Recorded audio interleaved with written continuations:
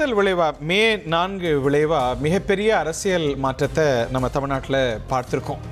தலைகீழாக தமிழ்நாடு அரசியல் மாறி மிகப்பெரிய ரீஅலைன்மெண்ட்ஸ் எல்லாம் நடந்து வரதை நம்ம பார்க்கின்றோம். ஒவ்வொரு தேர்தல் விளைவாகவும் நிறைய மாற்றங்கள் வரும். இந்த பெரிய மாற்றத்துடைய விளைவாக பெரிய பெரிய விஷயங்களுக்கெல்லாம் வித்திடப்பட்டிருக்கிறது. வெற்றியும் சரி தோல்வியும் சரி நமக்கு பாடம் தரும். தோல்வி தரக்கூடிய பாடம் அப்படிங்கிறது ரொம்ப பெரிது. திராவிட பெருங்கட்சிகளுக்கு பெரிய தோல்வி கிடைத்திருக்கிறது. அதுலேருந்து நிறைய பாடங்கள் அவங்க எடுத்துட்டு இருக்கிறாங்க.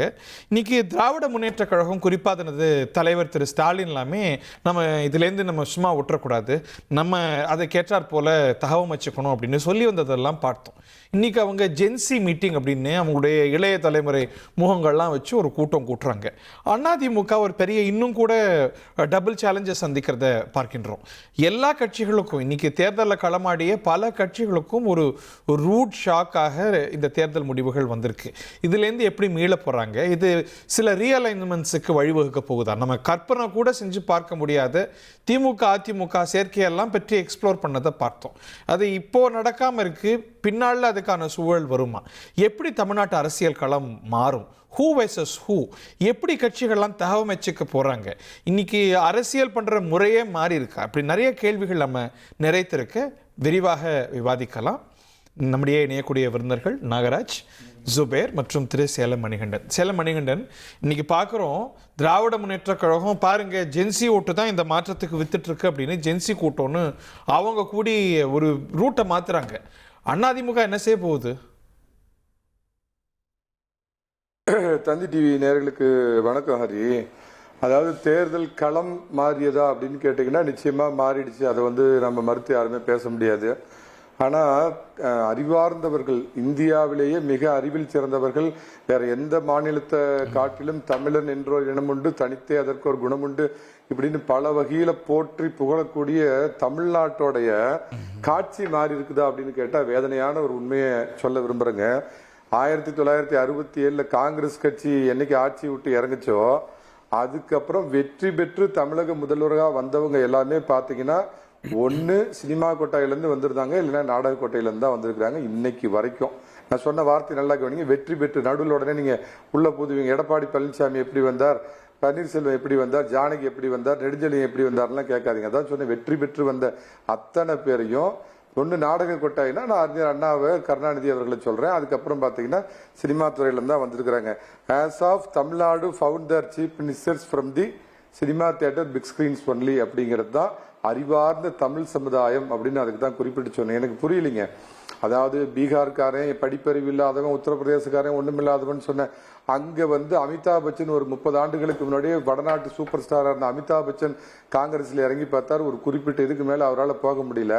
பீகார்ல இருந்து பிஜேபியில ஒரு புகழ்பெற்ற நடிகர் சேர்ந்தார், அவர் பேர் எனக்கு நினைவு வரல. அவர் கடைசியில் அந்த கட்சி விட்டே ஓடி போனார். என்.டி. ராமராவோடைய தலைமுறைக்கு அப்புறம் அந்த சினிமாவில இருந்து வந்தவங்க அப்படிங்கிறதே மாறி போச்சு. உடனே பவன் கல்யாண் எழுப்பிங்க, அவரு போராடி அத்தனை இதுவும் தோல்விலாம் களத்துல நின்று ஒரு 5-7 வருஷம் போராடினதுக்கு அப்புறம் இந்த இடத்துக்கு அவர் வந்திருக்கார். 2.5 வருஷத்துல கட்சி ஆரம்பிக்கிறார் மரியாதைக்குரிய நம்ம இன்றைய முதலமைச்சர்.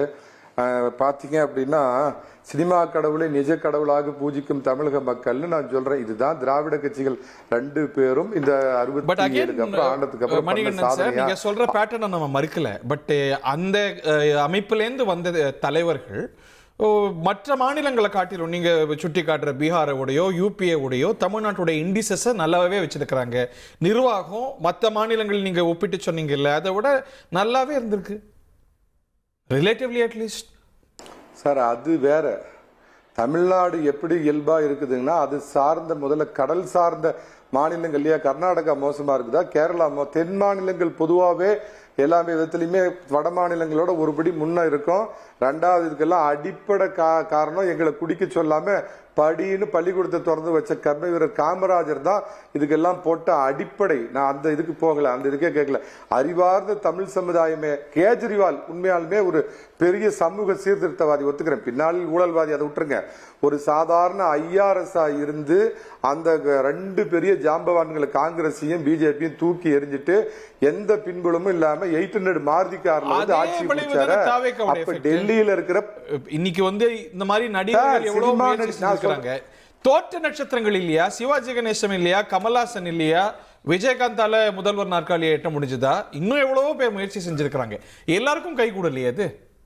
அதுதான் எல்லாத்துக்கும் கை கூடாது சார். எல்லாரும் சூப்பர் ஸ்டார் ஆக முடியுமா? சூப்பர் ஸ்டாரா அன்னைக்கு கை கூட இல்லையே, அவரே பின்வாங்கினாரு. அவரு அதான் சொல்றேன், அந்த சூப்பர் ஸ்டார் தப்பா களத்துக்கு அணிச்சிட்டாரு. ஒருவேளை அவர் இறங்கியிருந்தாருன்னா நிச்சயமா வெற்றி பெற்றிருப்பார். விஜயே இன்னைக்கு இவ்வளவு பெரிய வெற்றி பெறப்ப கிட்டத்தட்ட 40 ஆண்டு காலமா அவரை சுத்தியே ஒரு பைத்தியம் மாதிரி தெரிஞ்சிட்டு இருந்த ஒரு கூட்டம் இருக்கிறப்ப அவரும் ஜெயிச்சிருக்கலாம். என்னடா சார், அதை விட்டுருங்க, அது அதுக்கு மேல நம்ம போக வேண்டாம். ஏன்னா எல்லாத்துலயும் அறிவார்ந்த தமிழ் சமுதாயம் நாங்க பாத்தீங்களா தமிழ்நாட்டு இப்படி எல்லாம் பண்ணி வச்சிருக்கோம். ஆம், களம் மாறிவிட்டது சார். எப்படின்னு கேட்டீங்கன்னா, வேட்டி சட்டையில இருந்து கோட்டு சூட்டுக்கு மாறி போச்சு, டீ கடையில இருந்து இன்ஸ்டாகிராமுக்கு மாறி போச்சு, சலூன் கடையில இருந்து ரீல்ஸுக்கு மாறி போச்சு, பொதுக்கூட்டத்துல இருந்து யூடியூபுக்கு மாறி போச்சு. ஆனா என்ன நான் சொல்றேன்னா, ஒரே ஒரு வார்த்தை சொல்றேங்க, இதுக்கு மேல எனக்கு தெரியல. அதாவது சார், ஒரு ஏதோ தீபாவளி அப்ப தன்னுடைய சொந்த இடத்துல இருந்த ஆழ்துளை கிணறுல ஒரு குழந்தை விழுந்து இறந்து போனவனே ஒட்டுமொத்த தமிழ்நாடே தீபாவளியை மறந்துச்சு, அவங்களுக்காக உச்சி கொட்டுச்சு. 41 பேர் சார், 11 பச்சிளம் குழந்தைகள் உட்பட கரூர்ல மிதிச்சு மூச்சு விடாம எல்லாம் செதஞ்சு செத்து போனாங்களே, அதை பத்தி யாராவது கவலைப்பட்டாங்களா? நான் மரியாதைக்குரிய முதல்வரையோ அவர் கட்சி எந்த குறையும் சொல்ல, குறைந்தபட்சம் பவன் கல்யாண் மாதிரி ஒரு 5 ஆண்டுகள் நீங்க ஏதாவது களமாட்டீங்களா? ஆர்ப்பாட்டம் போராட்டம் இதுக்கான நாங்க இதெல்லாம் நீதி கேட்டோம், அந்த மாதிரி ஏதாவது ட்ரெடிஷனல் போராட்டம் மக்கள் பிரச்சனை எதுவுமே இல்லாம சினிமா கவர்ச்சி பிளஸ் இந்த டிஜிட்டல் மீடியா, அந்த டிஜிட்டல் மீடியாவை வந்து அரசியலுக்கு பயன்படுத்தலான்னு கண்டுபிடிச்ச மோடியே இன்னைக்கு வாய்ப்பு இழக்கிற அளவுக்கு அதுல பூந்து ஒரு பெரிய பிரளயத்தையே ஏற்படுத்தி 2 சினிமா கவர்ச்சி, மரியாதைக்குரிய விஜய் அவர்களின் சினிமா கவர்ச்சி, டிஜிட்டல் மீடியாங்கிறத 2 வச்சு இந்த கட்சிகளை வீழ்த்தி இருக்கிறாங்க. நான் 2 கட்சிக்கு ஒரே ஒரு அட்வைஸ் ஃபர்ஸ்ட் ஒன்ல சொல்றேன், பேசாம நீங்க வேட்டி கட்டின ஆளுங்கெல்லாம் கோட்டு சூட்டுக்கு மாற மாட்டீங்க. திமுகவுக்கு தனுச தலைவரா போட்டுருங்க, அதிமுகவுக்கு பிரதீப் ரங்கநாதன் தலைவரா போடுங்க, உடனடியா ஜெயிக்கலாம். ஓகே, இப்படி நம்ம இதை வந்து சிரமப்படுத்த முடியுமா? நம்ம பிளாக் அண்ட் ஒயிட்ல பாத்திர முடியுமா? இன்னும் கூட இது ஆழமான அவரோட புலம்பல் இந்த நீச்ச மஞ்ச ராஜயோகத்தை சேர்த்துக்கிட்டீங்கன்னு வச்சுக்கோங்களேன். என்னது நீச்ச மஞ்ச ராஜயோகம் சொன்னாரு, நீச்ச மஞ்ச ராஜ மங்க சி அது சேர்த்துக்கலான்னு அவரு. சி எல்லாருமே என்ன பண்ணிட்டாங்க, இவர் அண்டர் எஸ்டிமேட் பண்ணிட்டாங்க. இந்த இப்பயும் பண்றாங்க. இப்பயும் பாருங்க, இன்ஸ்டாகிராம் இப்படிதான் திமுகவும் சொல்லுது, அதிமுக வெளிப்படையா பேச ஆரம்பிக்கல இன்னும். பட் அப்படி சுருக்க முடியுமா இந்த வெற்றியும் இந்த டிரான்ஸ்ஃபர்மேஷனையும்? இந்த டிரான்ஸ்ஃபர்மேஷன் வெறும் யங்ஸ்டர்ஸ் மட்டும் ஓட்டு போட்ட டிரான்ஸ்ஃபர்மேஷன் கிடையாது. எல்லா வயசுலேருந்து ஓட்டு போட்டிருக்காங்க. இன்ஃபேக்ட் நம்மளுடைய எக்ஸிட் போல்ஸ்ல வந்து நான் ஒரு கிராமத்துக்கு போயிருந்தேன், ஒரு பாட்டி புகழேந்தி சார் வெல்கம் பண்ணல, கோச்சுக்கு போறார். Good evening Pugazhendhi sir. Good evening. Yes, நம்மளுடைய எக்ஸிட் போல் ஷோல நான் சொன்னேன் ஒரு பாட்டி ஓட்டு போட்டிருக்காங்கன்னு சொல்லும் போது சார் இது வேற மாதிரி இருக்கு, ஏகப்பட்ட பாட்டி போட்டிருக்காங்க, ஏகப்பட்ட பாட்டி அந்த ஒரு பாட்டியே ஓட்டு போடுவோம், நிறைய பாட்டி ஓட்டு போட்டிருக்காங்க அப்படின்றது தெரியுது. எல்லாரும் ஓட்டு போட்டிருக்காங்கன்ற போது அந்த வெற்றியை திரும்ப திரும்ப சிறுமைப்படுத்துவது முதல்ல தவறு நான் நினைக்கிறேன். முதல்ல நம்ம தோத்துருக்கோம், ஏன் தோத்துருக்கோம், எதற்காக தோத்துருக்கோம்னு இன்ட்ராஸ்பெக்ட் பண்ணாமல், இல்லை இன்ஸ்டாகிராமில் அவங்க ஜெயிச்சிட்டாங்க, யூடியூப்பில் அவங்க ஜெயிச்சிட்டாங்க அப்படி இல்லை. ஒரு தலைவர் இவர் தான் வேணும்னு முடிவு பண்ணியிருக்காங்க, அதுக்கு மக்கள் ஓட்டு போட்டு. இன்ஸ்டாகிராம் ஒரு மீடியம், அவ்வளவுதான். இன்ஸ்டாகிராம் மீடியம்ன்றதோட ஒரு தொலைக்காட்சி எப்படி ஒரு மீடியமோ, ஃபேஸ்புக் எப்படி ஒரு மீடியமோ, இன்ஸ்டாகிராம் ஒரு மீடியம், அவ்வளவுதானே தவிர இந்த மீடியத்துல வந்து போராட்டம் ஒரு மீடியமா இருந்ததுல, போராட்டமே ஒரு மீடியமா இருந்தபோது இன்னைக்கு இன்ஸ்டாகிராம் ஒன் ஆஃப் த மீடியமா இருக்கு. அதை ரெஸ்பெக்ட் பண்ணுங்க. நான் என்ன சொல்றேன், அண்ணா திமுக களத்துக்குள்ள வாங்கன்ற, அந்த களத்துக்குள்ள நீங்க வாங்க. நீங்க போயிட்டு அப்படி ஜெயிச்சிட்டாங்க, இவங்க இப்படி ஜெயிச்சிட்டாங்க, எவரிபடிக்கு நீ ஏன் யூஸ் பண்ணல, ஐ மீன் நீங்க ஏன் யூஸ் பண்ணல அப்படின்ற கேள்வி வருதுல்ல. சி கவர்னன்ஸ் சரியா இருக்கா இல்லையான்றது வேற கேட்டகரி. நான் என்ன சொல்றேன், அதிமுகவும் திமுகவும் தாவேக்கா எப்படி கவர்னன்ஸ் பண்றதுன்னு பத்தி பேசலாம். இப்போ உட்காந்து திரும்பி வந்து நீங்க அப்படிதான் ஜெயிச்சிங்க. இந்த நான் 2003 world cup cricket world cup இருக்கும், ஏன்டா ஆஸ்திரேலியா ஜெயிச்சு கேட்டா என்னெல்லாம் ஏமாத்தினாங்க, ரிக்கி பாண்டிங் வந்து ஸ்ப்ரிங் பேட் வச்சு விளையாடினாருன்னு சொல்லிட்டு அவன் ஜெயிச்சுட்டான். ஆஸ்திரேலியா நல்ல team, it is the best team in the world, ஜெயிச்சாங்க. ரைட். அதே மாதிரி இந்த 3 பெரிய பார்ட்டி இப்போ டெல்லியில வந்து இவிஎம்ல சூடு வச்சு ஜெயிச்சாங்கன்னு அந்த வெற்றியை சிரமப்படுத்துறதும் இது ஒண்ணு. கரெக்ட், ரெண்டுமே ஒண்ணுதான். இப்போ கூட நான் பாக்குறேன் சில மூத்த பத்திரிகையாளர் இவிஎம் தான் ஜெயிச்சாங்க அப்படின்லாம் இதெல்லாம் இத கூட சொல்றவங்க இருக்காங்க. அதெல்லாம் இல்லைங்க. See the politics have ட்ரான்ஸ்ஃபார்ம்ட். இந்த பொலிட்டிக்கல் டிரான்ஸ்ஃபர்மேஷன் வந்து எவ்ரி 20 இயர்ஸ்க்கு ஒரு வாட்டி வந்துகிட்டே இருக்கு. அதுல இது ஒரு டிரான்ஸ்ஃபர்மேஷன். இந்த டிரான்ஸ்ஃபர்மேஷனை திமுகவும் அதிமுக எப்படி அடாப்ட் பண்ண போகுது? அதிமுக வந்து ஒண்ணுமே நான் 4 இடைத்தேர்தலில் ஜெயிச்சிருவேன்னு சொல்லிட்டு இருக்காங்க. என்ன பண்ண போறாங்கன்னு எனக்கு தெரியல. ஆனா அவங்க கட்சியில போயிட்டே இருக்காங்க, பின்னாடி வழியா போயிட்டே இருக்காங்க. இந்த சைடில் பார்த்தீங்கன்னா திமுக வந்து ஏதோ ஒரு முன்னெடுப்பு அது நம்ம ஜென்சி அந்த முன்னெடுப்பை பற்றி நம்ம பேசலாம். நான் ஜுபேட் எடுத்துகிட்டு போகணும்னு நினைக்கிறேன். இன்னைக்கு ஜென்சி கூட்டம்னு திமுக இது பண்ணுறாங்க. ஒரு இன்ஸ்டாகிராம் வெறும் ஜென்சி அப்படின்னு இதுலேருந்து வந்து சரியான பாடங்கள் எடுத்துக்கிறாங்களா இல்லை ரொம்ப சிம்பிளிஸ்டிக்கா தவறான பாடங்கள் எடுத்துக்கிட்டு இதனால திமுக என்ன சொல்றாங்க அப்படின்னா எங்கள்கிட்ட மற்ற லேயர்லாம் இருக்கு, இந்த லேயரும் நாங்கள் ஸ்ட்ராங் பண்றோம். ஸோ 0 to 1 போகும்போது எங்களுக்கு ஈஸியா இருக்கும்ன்றதான் திமுக. அதுதான் என்னோட ஆன்சர். சாரி சார், நான் இது பண்ணுறேன். உங்களுக்கும் அதே வியூ தானே? ஆமா, ஒரே ஒரு வார்த்தைங்க. ஓகே மணிகண்டன் சார், கோ ஹெட். நான் பிரகாஷ் சாரியும் வெல்கம் பண்ணிடுறேன் நிகழ்ச்சிக்கு. இந்த கேப் இல்ல அவரு நாகராஜ் நான் சொன்னதை தவறா புரிஞ்சுக்கிட்டார். It is people's mandate. விஜய்க்காக தமிழக மக்கள் கொடுத்திருக்கிற தீர்ப்பை தலைவணங்கி ஏற்றுக்கிறேன். மற்றவங்க மாதிரி அதுக்கு வேற காரணம் சொல்லி போகல. நான் என்ன சொல்றேன்னா, மாற்றம் வேணும்னா கேஜ்ரிவால் கொண்டு வந்தாரு, எந்த பின்புலமும் இல்லாத அது மாற்றம். மாற்றத்தை தமிழக மக்கள் விரும்பி இருந்தாங்கன்னா சீமான் கொள்கை ஏத்துக்க முடியாது. சீமானுக்கு ஓட்டு போட்டிருந்தா அது மாற்றம். சினிமா கவர்ச்சியை வந்து அதைத்தான் அன்னைக்கு எம்ஜிஆர் வச்சு ஜெயிச்சார், இன்னைக்கு விஜய் வச்சு ஜெயிக்கிறாருங்கிற அடிப்படை கோல எம்ஜிஆர் காலமா அது ஏத்துக்கலாம் சார். 50-60 வருஷத்துக்கு முன்னாடி இன்னமும் சினிமா தியேட்டர்ல இருந்ததால சார் நம்ம சினிமா தேடிட்டு இருக்கோம். திரு விஜய் அவர்களுக்கு இவ்வளவு பெரிய ஓபனிங் பார்ட்டில இருந்து பேத்தி வரைக்கும் இது பண்றாருன்னா அவருடைய ஓபனிங் வந்து வேற யாருக்குமே சாத்தியமா இருக்காது, வேற யாருக்குமே இங்க சாத்தியப்படலையே. ஆஃப் கோர்ஸ் அததான் சொல்றேன். பிரகாஷ் அவருடைய ஆடியோ மாற்றம் தொண்டத்தை நிக்கலியே போய் மைக்கு பிடிச்சிட்டு கத்தினார் சீமான். அவர் எங்க போனார்? அவர்கிட்ட கவர்ச்சி இல்ல, அவர் வெறும் இயக்குனரா இருந்தவர் தான். சோ விஜய்க்கு கை கொடுத்ததுங்கிறது அந்த சினிமா கவர்ச்சி. எம்ஜிஆருக்கு கை கொடுத்த, கருணாநிதி அவர்களுக்கு கை கொடுத்த, அண்ணாதுரை அவர்களுக்கு கை கொடுத்த சினிமா கொட்டாய் தான் திருப்பி இவரை காப்பாத்திட்டு இருக்குது. இவ்வளவு பெரிய புகழ் வந்திருக்குன்னு சொல்றேன். நாராஜ் விஜயகாந்த் அவர்களுக்கு இது சினிமாவே 3 சென்டரா பிரிப்பாங்க. A B C பார்க்கலாம் sir, looking into it. A B C ன்னு சொல்லி சினிமாவை 3ஆ பிரிப்பாங்க. சென்டர்ஸ் ஆடியன்ஸ் வச்சு கிராமத்தை சீன்வாங்க, குட்டி கிராமத்தை அது மாதிரி 3 சென்டர்ஸ் வச்சு சிட்டியை வந்து ஏன்னுவாங்க. விஜயகாந்த் அவர்களுக்கு அதிக ஆடியன்ஸ் இருந்தது பிஎன்சியில் தான். பட் அந்த விஜயகாந்தால இந்த டிரான்ஸ்ஃபர்மேஷனை கொடுக்க முடியல. பட் இதே விஜயால நம்ம உடைச்சு பேசுவோம். விஜயகாந்த் ஒரு சிறந்த நட்சத்திரம், அவர் தெரியாதவங்க இல்ல. But Vijay belongs to a different league. ஒரு எம்ஜிஆர், ரஜினிகாந்த், விஜய் அப்படிங்கிறது ஒரு லீக், உச்ச நட்சத்திரம். எஸ் இல்ல அப்போ சொல்றேன். அப்போ கமல்ஹாசன் கூட அவருக்கு அவரோட நடிப்பை வியக்கிறவங்க உண்டு, சிவாஜி கணேசனோட நடிப்பை வியக்கிறவங்க உண்டு. ஒரு மேஸ் ஹீரோ ஏபிசிடி எல்லா கிளாஸ்லயும் இருக்கிறவங்க வந்து ரஜினிகாந்த், அதுக்கு முன்னாடி எம்ஜிஆர், விஜய். ஸோ அந்த ஓப்பனிங் அவருக்கு பலன். அந்த ஆஸ்பெக்ட்ல நீங்க பார்க்கும்போது எம்ஜிஆருக்கு அப்புறம் Rajini did not start the party. he back வாங்கிட்டார். அவர் பேக் வாங்கிட்டபோது விஜய் தான் ஸ்டார்ட் பண்றாரு. Maybe it was too late for Rajinikanth. அவர் 90ல இருந்து வராருன்னு புலிவுதுயா போச்சு. ஆனா விஜய் வந்து சொன்ன மாதிரி செஞ்சிட்டாரு, ரைட் டைமிங்ல செஞ்சாரு. ரைட் டைமிங் என்னன்னா இதுல ஒரு pattern Prakash sir looking into it கொஞ்சம் என்னன்னு பாருங்கப்பா ப்ளீஸ். இதுல ஒரு பேட்டர்ன் இருக்காரு. என்ன பேட்டர்ன் அப்படின்னா லேடிஸ் ஆடியன்ஸோட என்கேஜ்மெண்ட். அது வந்து ஒரு முக்கியமான பேட்டர்னா இருக்கு.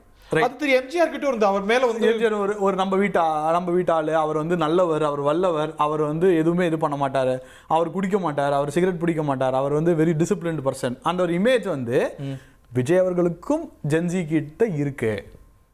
எல்லாத்தையும் தாண்டி என்ன ஆயிடுச்சுன்னா, அது விஜய் அவர்களே எல்லா வீட்டுக்கும் போயிட்டு தான் வரேன் அப்படின்னு 5 வருஷம் திமுக ஒரு மார்க்கெட்டிங் பண்ணுது. நாங்க தான் எல்லாம் பண்ணோம், நாங்க அப்படி பண்ணிட்டோம், நாங்க இப்படி பண்ணிட்டோம் போது, இப்போ ஸ்வீட்டை கொஞ்சம் எடுத்துக்கலாம். நீங்கள் ஸ்வீட்டை திகட்டும் போது என்ன ஆகுதுன்னா, ஒரு லேடி என்கிட்ட சொல்கிறாங்க, நான் ஃபீல்டுக்கு போகும்போது, சார் அவங்க வீட்டில் கேட்டிருக்கேன் இல்லைன்றாங்க, எங்கள் வீட்டில் கேட்டிருக்கேன் இல்லை, ஒரு திட்டம் சொல்லும் போது அவங்க வீட்டில் இல்லை, என் வீட்டில் இல்லை, இவங்க வீட்டில் இல்லை, ஆனால் டிவியில் மட்டும் கொடுத்துட்டேன்றாங்க, எங்கே சார் கொடுத்தாங்கன்னு கேட்குறாங்க. அப்போ என்ன இது, அதிமுகவை பார்க்குறாங்க. அதிமுக இவர் தான் எல்லாரும் துரத்தி விட்டுக்கிட்டே இருக்கப்போ அந்த பர்செப்ஷன் கேமில் வீக்காடுறாங்க. ஓகே, பர்செப்ஷன் கேம்னு வரும்போது விஜய் வந்து அந்த சுனாமி அடிச்சு யார் வேகமா இதுல பாடம் படிக்கிறா. இன்னைக்கு திமுக உடனே களத்துக்கு போயிருக்கு. நான் ஜென்சி அதுதான் இன்னைக்கு பஸ் வேர்ட். அதை நம்ம விட்டுட்டோம், மற்றதெல்லாம் பிடிச்சிட்டோம், இதை பிடிச்சிட்டோம் அப்படின்னு. ஸோ அது இப்போ இன்னைக்கு ஒரு 4 ஜென்சி கூட்டுறதுனால அப்படியே இந்த ஜென்சி க்ரௌடு டிரான்ஸ்லேட் ஆகுமா? அது வந்து ஒரு வீண் முயற்சியா? Learning the wrong lesson. இல்லை, முதல்ல சினிமா கவர்ச்சி மட்டும் வந்து அப்படி வந்து மக்கள் வாக்களிச்சுட்டாங்கன்னா கட்டி சினிமா கவர்ச்சியை காட்டி உள்ள வந்தார். ஆனால் அந்த 2 வருஷத்துக்குள்ள எல்லார் வீட்டுக்குள்ளேயும் போயிட்டார். அவர் வந்தது சினிமாவிலேருந்து வந்திருக்கலாம், ஆனால் அந்த 2 வருஷத்துக்குள்ள ஒரு ஆளுங்கட்சிக்கு எதிரான வாக்குகளை மொத்தமாக அறுவடை பண்ணியிருக்காரு. ஆனால் அந்த ஸ்ட்ராட்டஜியை கையில் எடுத்துருக்காருல்ல. சினிமா நட்சத்திரங்கிற ஒரு அடையாளம் இருந்தது, பட் அதை வந்து அதிமுகவை விட இவர் பெட்டராக செய்வார். அந்த எதிர்ப்பு வாக்குகளை முழுவதுமாக வாங்கக்கூடிய அந்த பிரச்சாரத்தை செஞ்சு இன்னைக்கு முதலமைச்சர் ஆகிட்டார். அதை ஏன் செய்ய தவறியது அதிமுக? ஏன் அதையே செய்ய தவறியது திமுக? திமுக வந்து ஆளும் கட்சியா இருக்கிறாங்க, உளவுத்துறை எலெக்ஷனுக்கு முன்னாடி நம்ம என்ன பேசணும், எடப்பாடி பழனிசாமி எவ்வளவு கூட்டம் போறாரு பாருங்க, விஜய் மொத்தமா 10 கூட்டம் தான் போட்டிருக்கிறாரு அப்படின்னு. எல்லாருமே எப்படி அதை விட கிரேட்டரா? எல்லாருமே அண்டர் எஸ்டிமேட் தான் பண்ணோம், எல்லாருமே அண்டர் எஸ்டிமேட் பண்ணிட்டோம். நம்ம எலெக்ஷனுக்கு முன்னாடி நம்ம பேசணும் 1.25 கோடி 1 கோடிக்கு மேல வாங்குவாரணும். நீங்க கூட நீங்களா சொல்றீங்கன்னு கேட்டீங்க. 1 கோடி மேல ஓட்டு வாங்குவார், சென்னையில் 35% வாங்குவார், பல இடங்களில் செகண்ட் பிளேஸ் வரலாம்னு நம்ம சொன்னோம். அதை தாண்டி இன்னைக்கு ஒரு பெரிய ஒரு மாற்றத்தை கொடுத்துருக்காங்க. இந்த தேர்தலில் எல்லா அரசியல்வாதிகளும் எல்லா அரசியல் கட்சிகளும் தெரிஞ்சு கொள்ள வேண்டிய விஷயம் என்னன்னா, சாதியை பார்த்து ஓட்டு போடல, மதத்தை பார்த்து ஓட்டு போடல, காசை வாங்கிட்டு ஓட்டு போடல, கட்சியை பார்த்து ஓட்டு போடல, வேட்பாளரை பார்த்து ஓட்டு போடல, வேட்பாளர் பேரே தெரியாம ஓட்டு போடல, வேட்பாளர் பேரே இல்லை, மொத்தமாக போட்டிருக்காங்க. அப்ப ஆளும் கட்சிக்கு எதிரான அந்த மனநிலையில் உள்ள வாக்குகளை மொத்தமாக விஜய் வாங்கியிருக்கிறார். அப்போ அந்த அளவுக்கு கொண்டு போய் சேர்த்துருக்கிறார். ஆளும் கட்சி நாங்க, எங்கள்கிட்ட உளவுத்துறை இருக்கு, ஸ்ட்ராட்டஜிஸ்ட் இருக்காங்க, எங்கள் ஐடி விங் இருக்குன்னு ஒரு பெரிய எங்கள்கிட்ட டீம் இருக்குன்னு சொல்லி ஒரு முதலமைச்சர் நிற்கக்கூடிய தொகுதியை கூட அவங்களால கணிக்க முடியல. தங்களுக்கு ஃபேவரான தொகுதியில் 2 வருஷத்துக்கு முன்னாடி ஆட்சியை உருவாக்கின ஒரு கட்சி எங்கெங்கெல்லாம் நமக்கு அங்கே பவர் சென்டர் இருக்கு, எங்கெல்லாம் நமக்கு அங்கே செல்வாக்கு இருக்குன்னு பார்த்து தேடி கண்டுபிடிச்சு இன்னைக்கு வெற்றி பெற்று ஆட்சி அமைச்சிட்டாங்க. இப்போ 2 கட்சிகளுமே அதான் விட்டாங்க. 2 கட்சிகளும் பண்ண மிகப்பெரிய தவறு என்னன்னா, அடுத்த தலைமுறைக்கு நம்ம தொடர்ந்து அதை பேசிட்டு இருக்கோம், ஒரு அடுத்த தலைமுறைக்கு இவர்களுக்கான அந்த அரசியலை கொண்டு போய் சேர்க்கவே இல்லை, அடுத்த தலைமுறையை உள்ளே விடுறதும் இல்லை.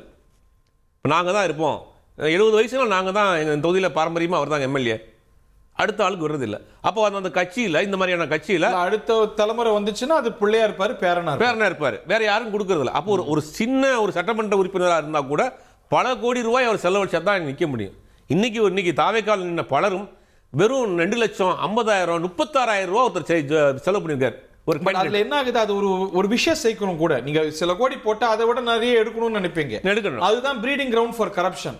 மக்கள் வாங்குறாங்கன்னு சொல்லி கொடுக்கறது, அப்புறம் அதை எடுக்கிறதுக்கு என்னெல்லாம் வழி பார்க்குறது. 234 தொகுதியில ஒரு வேட்பாளர் வெறும் 30,000 செலவு பண்ணியிருக்காரு. தாவேக்காவில் 30,000 வெறும் தோத்துட்டாரு, வெறும் 30,000 செலவு பண்ணி 50,000 ஓட்டு வாங்கியிருக்கிறாரு. பரவாயில்லையே பாருங்க, என்ன இந்த மாதிரியான வேலை இருக்கு. ஆனால் இதை பார்க்குறப்ப ஒரு புதிய ஆட்களுக்கு, இளைஞர்களுக்கு, அரசியல் செய்யணும்னு நினைக்கிறவங்களுக்கு ஒரு ஆர்வம் வருது, உள்ள வர்றாங்க. இப்போ அதை செய்ய இந்த 2 கட்சிகளும் தவறிடுச்சு. இப்போ ஜென்சி அரசியலை நாங்கள் செய்ய போறோம் அப்படின்னா, ஜென்சி அரசியல் எப்படி செய்வீங்க? ஜென்சியிட முதல்ல நீங்க போய் சேர்க்கணும், அவங்களுக்கு கூட்டு வரக்கூடாது. ஜென்சின்னு போர்டை போட்டு 10 யங்ஸ்டர்ஸை கூட்டு வச்சுக்கிட்டு நாங்கள் பேசக்கூடாது, அவங்களிடம் நீங்க போகணும். அந்த முனைப்பாக அவங்கள்ட்ட இருக்குல்ல. திமுக இன்னைக்கு உடனே களத்துல இறங்குறாங்க. திமுக 2011 சோசியல் மீடியாவை சரியா ஹேண்டில் பண்ணாம தான் தோத்து போச்சு. ஆனா கடைசியில அதை கட்டமைச்சுட்டாங்க. இந்த தேர்தலில் ஒரு பாடம் கற்றுருக்காங்க, அதுக்கு முதல் அடியை எடுத்து வச்சிருக்காங்க. அதிமுக அதை என்ன செய்ய போறதுன்னு தெரியல. ஜென்சினா யாராவது சிங்கர் போல அவங்கள கட்சியை சேர்க்கலாம்னு நினைக்கிறாங்கன்ற மாதிரி தான் அவங்க இருக்கிறாங்க நிலைமை. இப்போ 2 கட்சிகளுமே ஒட்டுமொத்தமாக தங்களை மறுகட்டமைப்பு செய்ய வேண்டிய கட்டாயத்தில் இருக்கிறாங்க. ஓகே, 2 பேரும் சேர வேண்டிய நிலைமை வந்துருமோ பிரகாஷ் சார்? ஏற்கனவே முயற்சி செஞ்சாங்க, பட் அதை நோக்கி தான் போகுதா? புகழேந்தி சார் ரொம்ப வேகமா சிரிக்கிறாரு, அதனால அவர்கிட்டயே முதல்ல கேட்டு வந்துடுறேன். அப்படியே அது நோக்கி போகுதா Pugazhendhi sir? Good evening to Thanthi TV. Good evening Ani. ரொம்ப இன்ட்ரெஸ்டிங்கா போயிட்டு இருக்கு. தமிழ்நாட்டு அரசியலா டிபேட்டா? இல்ல பெருந்தலைவர் காமராஜர் அப்படின்னு ஆரம்பிச்சாரு. வணக்கம், வாழ்த்துக்கள். பெருந்தலைவர் காமராஜருக்கு பின்னால் பேரறிஞர் அண்ணாவிற்கு பின்னால் புரட்சி தலைவர் எம்ஜிஆர் தான் சேர்த்து வைத்ததெல்லாம் இந்த நாட்டிற்கு கொடுத்து உதவியதை பார்த்தோம். The first time in the history in India, அவர் சொன்னார், நண்பர் சொன்னார், 10 பைசா ஒரு கட்சி கொடுக்கவில்லை வேட்பாளர். பூத்து காசுக்கும் பணம் கொடுக்கல, ஓட்டர்ஸுக்கும் பணம் கொடுக்கல. ஓட்டர்ஸ் என்ன பண்ணாங்க, ரைட் நீ ஒன்றும் கொடுக்க வேணாம், உன்னை செலக்ட் பண்ணதான் முடிவு பண்ணிட்டோம், 2 பேர் கொடுப்பாங்க, அதை நாங்கள் வாங்கிக்கிறோன்ட்டு வாங்கிட்டு பல ஓட்டர்ஸ், ஏகப்பட்ட ஓட்டர்ஸ் நேராக விசில பார்த்தாங்க, ஓட்டு போட்டாங்க. தலைவணங்கி வரவேற்க வேண்டும். ஏன்னு கேட்டீங்கன்னா, இந்திய சரித்திரத்திலேயே அவர் சொன்ன மாதிரி 30,000 ரூபாய் செலவு பண்ணி 3 நாளைக்கு முன்னாடி ஒரு வேட்பாளர் உங்க காலில் விடுறேன், என்கிட்ட பணம் இல்லை, 36 லட்சம் வீட்டை வித்து செலவு பண்ணிட்டேன், ஆகவே தயவு செஞ்சு நீங்க முடிஞ்சா உதவி பண்ணுங்க, நான் விட்டுருங்கன்னாரு. அவர் ஜெயிச்சிட்டார். இதெல்லாம் நம்ம நிறைய சார் நம்ம நிறைய பேசிட்டோம். பட் வாட் நெக்ஸ்ட்ங்கிற கேள்வி இது எதை நோக்கி போகுது? இப்ப திமுக எப்படி தன்னை தவமைக்கும், அதிமுக எப்படி தவமைக்குது, இல்ல 2 பேரும் சேர்ந்து தான் இவங்களை எதிர்க்கணுங்கிற ஒரு சூழல் நோக்கி தமிழ்நாடு போகுதுன்னு நினைக்கிறீங்களா? இல்ல அதுக்கெல்லாம் ட்ரை பண்ணிட்டாங்க, ஃபெயிலியர் ஆயிட்டாங்க, முடியல. ஒரு வாட்டி பண்ணீங்க சொன்னதான் கரெக்ட். அலையன்ஸ் வச்சா, ஓபனாவே அலையன்ஸ் வச்சா, லாலு நிதிஷ் வச்சா மாதிரி, சமாஜ்வாதி எஸ்பி வச்சா, பிஎஸ்பி வச்சா மாதிரி. நீங்க அவ்வளவு தூரம் கர்நாடகாவில் 24 எம்எல்ஏ ரிசைன் பண்ண சொல்லிட்டு அதுக்கு பின்னாடி ஆட்சியை டேபிள் பண்ணலையா பிஜேபி? நடந்ததா இல்லையா எடியூரப்பா மேட்டர்ல?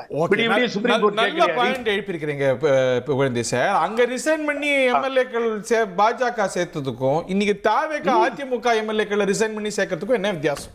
அன்னைக்கு ஆபரேஷன் தாமரைன்னு விவாதிச்சோம் பேசணும். அந்த ஆபரேஷன் தாமரைக்கும் இந்த புதிய சக்திக்கும் என்ன வித்தியாசம்? அப்ப நீங்க அங்க ஆட்சி ஏத்துக்கிட்டீங்க, ஆட்சி ஒத்துக்கிட்டீங்க, இங்கே ஒத்துக்க மாட்டேன்றீங்க. ரெண்டா பிரிஞ்சீங்க. மக்கள் ஓட்டு போட்டு 47 இடத்தை கொடுக்குறாங்க. இல்ல சார், அடிச்சுக்கிட்டு 26 பேரு அவங்களுடைய செயல்பாடுகள்லாம் விமர்சிச்சு வந்திருக்கு.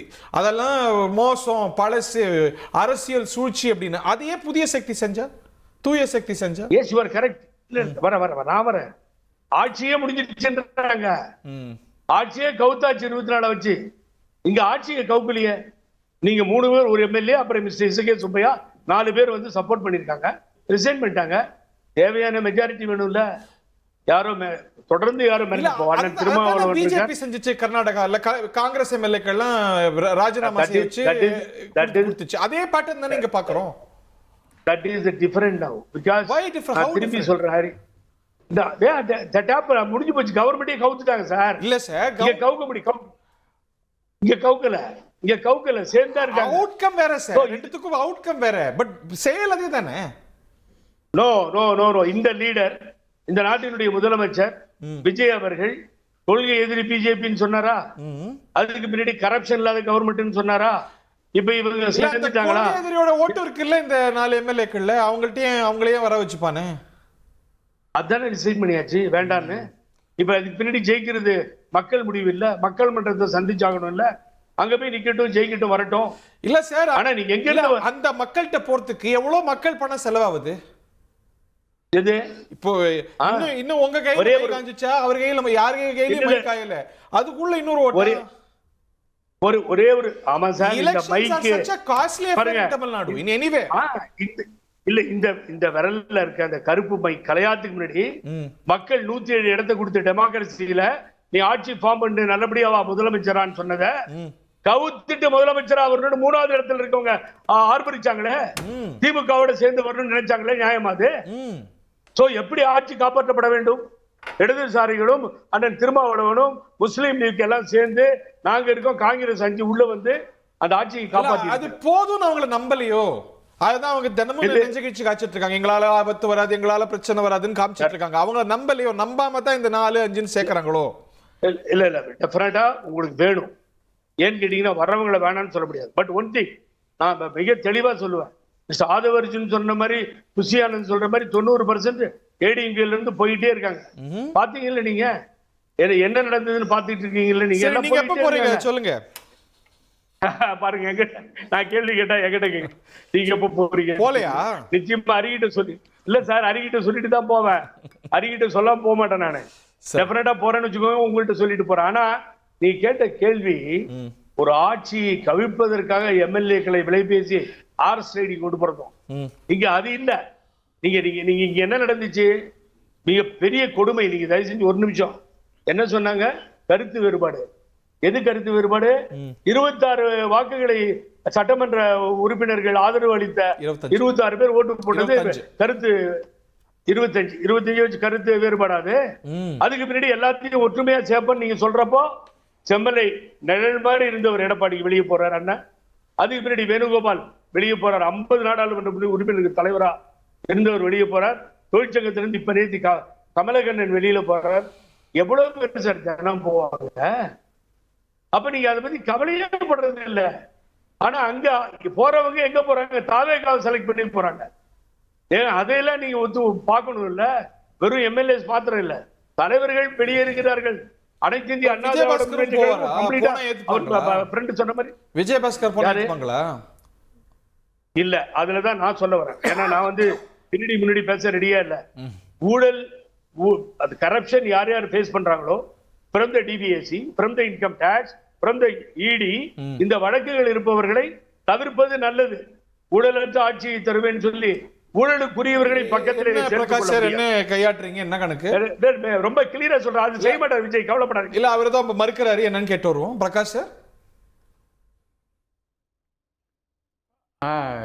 சார், எனக்கு வந்து சவுண்டு கிளியரா இல்லை சார், ரொம்ப ப்ராப்ளமேட்டிக்கா இருக்கு. அதனால looking into it, sir. Sound சரியில்லைன்றது தான் கையாட்டினேன். சரி சரி சரி. பிரகாஷ் System ஒரு சரியில்லை. விசில் அடிங்க சரியா போயிடும். இல்ல பிரகாஷ் ஃப்ரெண்டு ஒரு விசில் அடிக்கட்டுமா சரியா போயிடும். அடிங்க பாப்போம். பிரகாஷ் சார், சவுண்ட் சிஸ்டத்தெல்லாம் சரி பண்ணியாச்சு. நம்ம நல்லமா தாராளமா மனசு விட்டு பேசலாம். உங்களுக்கு என்ன தோணுதோ சொல்லுங்க முதல்ல. சார் இந்த தேர்தல் கவர்மெண்ட் வந்து எல்லாரும் சார் சொல்லுங்க சார். கோ ஹெட் உங்க கருத்து சார். ஒன்றும் இல்லை சார், இந்த கவர்மெண்ட் வந்து ஏதோ ஒரு பெரிய ஒரு டெமோக்ராட்டிக் எக்ஸசைஸ்னால வந்தது அப்படின்ற மாதிரி எல்லாரும் பேசிக்கிட்டு இருந்தாங்க. ஆக்சுவலாக உண்மையிலேயே சார் இந்த அரசை வந்து உண்மையிலேயே பாராட்டணும். ஏன்னா மக்களுடைய மிகப்பெரிய, சுபேர் சொன்ன மாதிரி மக்களுடைய மிகப்பெரிய எதிர்பார்ப்பை வந்து பூர்த்தி பண்ணிட்டு தான் இந்த அரசு வந்திருக்கு. அதில் வந்து திமுகவும் அதிமுகவும் ஃபெயில் ஆயிருக்கு. அது வந்து இப்போ பணபலத்தை மீறி, தொகுதிக்கு நல்லது செய்த விஷயங்களை மீறி ஒரு பெரிய அலையா எடுத்துருக்கு. கேண்டிடேட்டை மீறி மு.க. ஸ்டாலினை விட கொளத்தூருக்கு ஒரு நல்ல கேண்டிடேட் கிடைக்க முடியாது. அதை மீறி வந்து மு.க. ஸ்டாலின் தோக்குற அளவுக்கு இந்த அரசு வந்திருக்கு, இந்த அலை வந்து வந்திருக்கு அப்படின்றது பெரிய விஷயம். ஆனா நம்ம அதுல பார்க்க வேண்டியது என்னன்னா, சேலத்துல இந்த அலையை வந்து எடப்பாடி தடுத்திருக்க. சேலத்துல இந்த அலை வந்து தடுக்கப்பட்டிருக்கு. அதே மாதிரி பல்வேறு தென் மாவட்டங்கள்ல இந்த அலை வந்து தடுக்கப்பட்டிருக்கு. இந்த அலை வந்து முழுவதுமான ஒரு அலையாக வரல. வெறும் 108 தொகுதிகள் இந்த அலைக்கான விஷயமாக கிடைத்திருக்கிறது. உண்மையிலேயே இவங்கெல்லாம் சொல்ற மாதிரி ஒரு மிகப்பெரிய அலையா இருந்திருந்தா இது வந்து எம்ஜிஆர் மாதிரி, ஜெயலலிதா மாதிரி, கலைஞர் வெற்றி பெற்ற மாதிரி, திமுக கூட்டணி வெற்றி பெற்ற மாதிரி பர்சன்டேஜ் கணக்கு பார்த்தா எம்ஜிஆர் உடைய முதல் வெற்றியை விட பர்சன்டேஜ்ல இது அதிகம். எம்ஜிஆர் அன்னைக்கு கூட்டணி வைத்திருந்தார். சோ ஒரு கூட்டணி இல்லாம அகைன்ஸ்ட் ஆல் ஆட்ஸ் 0 to 108, அது வந்து மேபி ஷார்ட் ஆஃப் மெஜாரிட்டி, அதுதான் மக்கள் மேண்டேட். பட் இந்த பாப்புலர் ஓட்டுன்னு பார்க்கும்போது எம்ஜிஆர் வாங்கின பாப்புலர் ஓட்டோட அதிகம். ஸோ அதை நம்ம ஒரு பெரிய ஆலைன்னு தானே பார்த்துட முடியும். கண்டிப்பா என்டிஆரோட பெட்டர் பெர்ஃபார்ம். ஏன்னா என்டிஆர் பெரிய அலைனா, பெரிய அலைனா உங்களுக்கு வந்து பீப்புள்ஸ் மேண்டேட் வந்து ஒரு யூனிஃபார்மா ஸ்டேட் வைடா ஸ்ப்ரெட் ஆகல. சில இடங்கள்ல மிக அதிகமா வந்திருக்கு. அதனால ஓட் பர்சன்டேஜ் அதிகமாயிருக்கே தவிர தென் மாவட்டங்கள்ல அதோட இம்பாக்ட் வந்து இல்ல. சேலம், கிருஷ்ணகிரி, தர்மபுரி போன்ற மாவட்டங்கள்ல அந்த அலை வந்து தடுக்கப்பட்டிருக்கு. இல்ல எல்லா அலைகளுக்குமே ஒரு வீக் லிங்க்ஸ் இருக்கும்ல. இப்ப பாருங்க 21ல அடிச்சது திமுக அலைன்னு சொல்லலாம். 21ல திமுக கோயம்புத்தூர்ல பெர்ஃபார்ம் பண்ணல, கொங்கு மண்டலத்துல சரியா பெர்ஃபார்ம் பண்ணல. அந்த மாதிரி அபரேஷன்ஸ் இருக்க தானே செஞ்சிருக்கு. சேலத்துல பெர்ஃபார்ம் பண்ணல. அவ்வளவு ட்ரெடிஷனலான பார்ட்டி அலைன்னு அப்ப சொல்ல முடியாது. 75 தொகுதி 75 கான்ஸ்டிட்யூன்சிஸ் வந்து எடப்பாடி ஜெயிக்கிறாரு. 40 தொகுதிகள் வந்து தினகரன் கிட்ட ஓட்டு டிஃபரன்ஸ்ல லூஸ் பண்றாங்க இவங்க. ஆனா 75+40 போட்டிருந்தீங்கன்னா அப்போ வந்து அதிமுக ஆட்சி தான் வந்திருக்கும். அதிமுக வெற்றி பெற வேண்டிய தேர்தல் அது. பிராக்டிகல் பார்த்தா டிஎம்கே வந்து by swift margin and shrewd politics Chennai மற்ற பகுதிகளில் இருந்து திமுக ஜெயிச்சது. திமுக ஜெயிச்சது அலை கிடையாது. அலை வந்து ஒரு பெரிய, இது ஒரு அலைதான். ஆனா அலைதான், நான் இல்லைன்னு சொல்லல. ஆனா அந்த அலை வந்து யூனிஃபார்மா இல்ல. நகர்ப்புறங்கள் எங்கெல்லாம் தியேட்டர் இருக்கிறதோ, நகர்ப்புறம், பேரூராட்சி, நகராட்சி, மாநகராட்சி இந்த பகுதிகளில் இருக்கு. அதுலயும் உங்களுக்கு நெல்லை, தூத்துக்குடியில அதுவும் இல்லை. அந்த இடங்கள்ல கூட நகரம் தான் அது. அந்த இடங்கள்ல இவங்களால பெர்ஃபார்ம் பண்ண முடியல. நெல்லை மட்டும்தான் இவங்களுடைய பெர்ஃபார்மன்ஸ் இருந்தது. அதனால இந்த அலை வந்து ஒரு யூனிஃபார்மான அலை கிடையாது. இதை எதிர்த்து திமுக எப்படி ப்ரிப்பேர் ஆகுது அப்படின்னு பாத்தீங்கன்னா, திமுக எப்படி ப்ரிப்பேர் ஆகுதுன்னா, திமுக வந்து ஒரு புதிய கூட்டணியை அமைக்குது. அதுதான் நான் பிரேக்கிங் நியூஸா சொல்றேன். புதிய கூட்டணியா? திமுக நாம் தமிழர் புதிய கூட்டணி அமைக்குது. திமுக காங்கிரஸ் அல்லாத ஒரு மூன்றாவது பெரிய சக்தியாக திமுக வந்து அகில இந்திய அளவுல உருவெடுக்குது. யார் யாரெல்லாம் இந்த கான்ஸ்டலேஷன்ல? பிரதமர் வேட்பாளரா மம்தாவும் ஸ்டாலினும் ஒரு தேசிய தலைவர்களா ஆகுறாங்க இந்த எலெக்ஷனுக்கு அப்புறம் நடக்கக்கூடிய பெர்முடேஷன் காம்பினேஷன்ல. அதே மாதிரி தமிழ்நாட்டில் நாம் தமிழர் கட்சியும் பாமகவும் திமுகவோடு அணி சேர பேச்சுவார்த்தைகள் நடந்து வருது இங்க. ஏன்னா எல்லா கட்சியுமே வந்து இப்போ தாவேகா கூட்டணிக்கு போயிடுச்சு. காங்கிரஸ் போயிடுச்சு, கம்யூனிஸ்ட் போயிடுச்சு, விடுதலை சிறுத்தைகள் போயிடுச்சு, எல்லாம் போயிடுச்சு. அதனால திமுக வந்து தமிழ்நாட்டில் புதிய கூட்டணி அமைக்குது. அகில இந்திய அளவுல காங்கிரஸ் அல்லாத ஒரு மிகப்பெரிய கூட்டணிய தேர்ட் ஃப்ரண்ட் அமைச்சு வாக்கு பிரிச்சு நேஷனல் லீடர் வாக்கு பிரிச்சு பாஜகவுக்கு ஹெல்ப் பண்ண போறாங்களோ? அப்படிலாம் வாக்கெல்லாம் பிரிக்க மாட்டாங்க. நீங்க பாருங்க, பிஜேபிக்கு எதிரான அலை வந்து அடுத்த தேர்தல்ல நரேந்திர மோடிக்கு எதிரான அலை தான். அலைய பிரிச்சா யார் பயனாளி? இல்ல இப்ப பாஜக எதிர்ப்பு ரெண்டா பிரிஞ்சா அலைய பாஜக தான் பயனாளி. பாஜக காங்கிரஸ் பழி வாங்க இப்படி ஒரு யுக்தியா? ரெண்டா பிரியாது. காங்கிரஸ் எல்லாரையும் பழி வாங்கினதை எதிர்த்து ஒரு மிகப்பெரிய ஃபைட் பேக்க வந்து மம்தா, அகிலேஷ், பீகார் முன்னாள் சீஃப் மினிஸ்டர் எல்லாருமே கொடுக்கறாங்க. காங்கிரஸ் அல்லாத பாஜக எதிர்ப்பு சக்திகள், குறிப்பாக மாநில கட்சிகள், அதுக்கான வாய்ப்பு இருக்கு. காங்கிரஸ் இல்ல, மாநில கட்சிகள் ஒரு பெரிய அணி அமைக்குது. இப்படி நிறைய முயற்சிகள் நடந்திருக்கு. அப்போ பலன் தராதது இப்ப பலன் தருமா? இங்க பாருங்க, மோடிக்கு எதிராக தேசிய முன்னணி உருவாச்சு. ஓகே, அப்படிதாங்க காங்கிரஸுக்கு எதிராக பாஜகவுக்கு எதிராக தேசிய முன்னணி உருவாச்சு. ஓகே, இப்ப நம்ம புதிய கூட்டணிகள் பத்தி பேசுறோம். தலைமையில உருவானது அப்படிதான் உருவாச்சு. புதிய கூட்டணிகள் பத்தி பேசுறோம். இப்போ இணையத்திலெல்லாம் முணுமுணுக்கப்படக்கூடிய விஷயம் புதிய கூட்டணிகள் மட்டும் இல்ல, புதிய கட்சிகள் கூட உதயமாகலாம். திரு அண்ணாமலை ஒரு தனி கட்சி ஆரம்பிக்கலாம், பாஜக இருந்து பிரிந்து போலாம்லாம் சொல்றாங்களே, மணிகண்டன் அதுக்கெல்லாம் வாய்ப்பு இருக்கா? சார் ஒரு நிமிஷம் நான் முடிச்சிடுறேன். அண்ணாமலையால கட்சி ஆரம்பிக்கவே முடியாது. ஏன்? அண்ணாமலையால தனி கட்சி ஆரம்பிக்கவே முடியாதுங்க சார். ஏன்னா அதுக்கான வாய்ப்பே இல்லை. ஏன்னா அவருடைய பிடிகள் எல்லாமே பாஜக கையில இருக்கு. பாஜகவே ஆட்சி பண்ணா மணிகண்டன் சார் பேசுங்க. இந்த போன சட்டசபையில பாத்தீங்கன்னா திரு எடப்பாடி பழனிசாமி பேச ஆரம்பிச்சாருன்னா மட்டும் மைக் செட்டு தகராறு பண்ணும், அப்பாவு கரெக்டா பிடிங்கிட்டுருவாரு. அந்த மாதிரி பிரகாஷ் சார் பேசுறப்ப யாரோ அவங்க தந்தி டிவியில பிடிங்கி விடுறாங்க, அது யாருன்னு செக் பண்ணுங்க, அந்த அப்பாவை யாருன்னு கண்டுபிடிங்க. இதுல என்னன்னு பாத்தீங்கன்னாங்க, எதுக்கு எடுத்தாலும் ஒன்றிய அரசு, குன்றிய அரசு, மோடி காரணம், அமித்ஷா தாடி காரணம்னு சொல்லிட்டு இருந்த 3 நபர்கள் சொந்த தொகுதியிலேயே தோற்கடிக்கப்பட்டிருக்கிறார்கள். மம்தா பானர்ஜி, ஸ்டாலின், கேஜ்ரிவால், இவங்க 3 பேரோட 24 மணி நேரமும் பாத்தீங்கன்னா மோடி காரணம், எதுக்கு எடுத்தாலும் அமித்ஷா காரணம்னு சொல்லி சொல்லி அரசியல் பண்ணி சொந்த தொகுதியிலேயே படு கேவலமாக 3 பேர் தோற்கடிக்கப்பட்டிருக்கிறாங்க. அப்படிங்கிறது பிரகாஷ் சாருக்கு நான் முதல்ல நினைவுறுத்த விரும்புறேன்.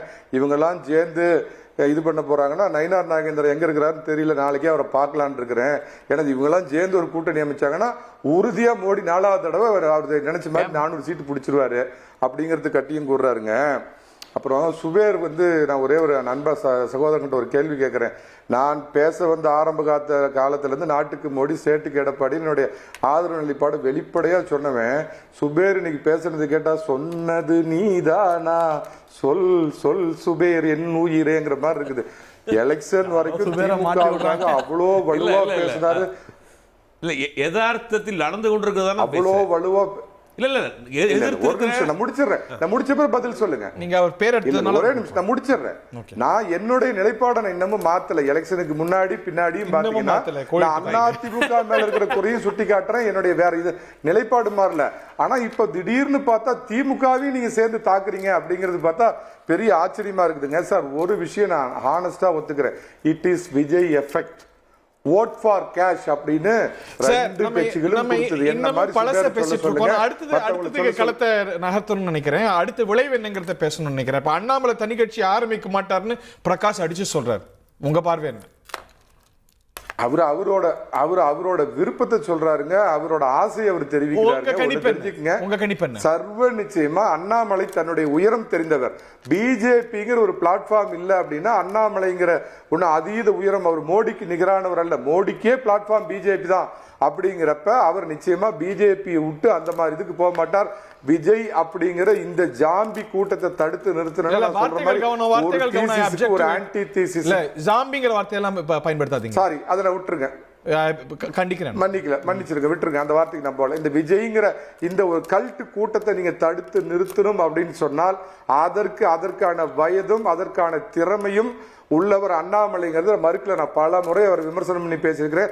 எடப்பாடி பழனிசாமி அவர் எதிரியா நினைச்சதுனால. ஆனா இன்றைய இந்த ஜெனரேஷன் டிரான்சிஷனுக்கு அப்புறம் விஜயை தடுத்து நிறுத்தக்கூடிய ஒரே ஆயுதமாக பாஜக தலைவராக இருந்தால் அண்ணாமலை அதுக்கு பொருத்தமானவரை வழி. அவர் தனிக்கடை போட்டார்னா போனி ஆகாது. ஓகே, வாய்ப்பு இருக்கு அதுக்கெல்லாம். நான் முதல்ல அவருக்கு பதில் சொல்லிடுறேன்.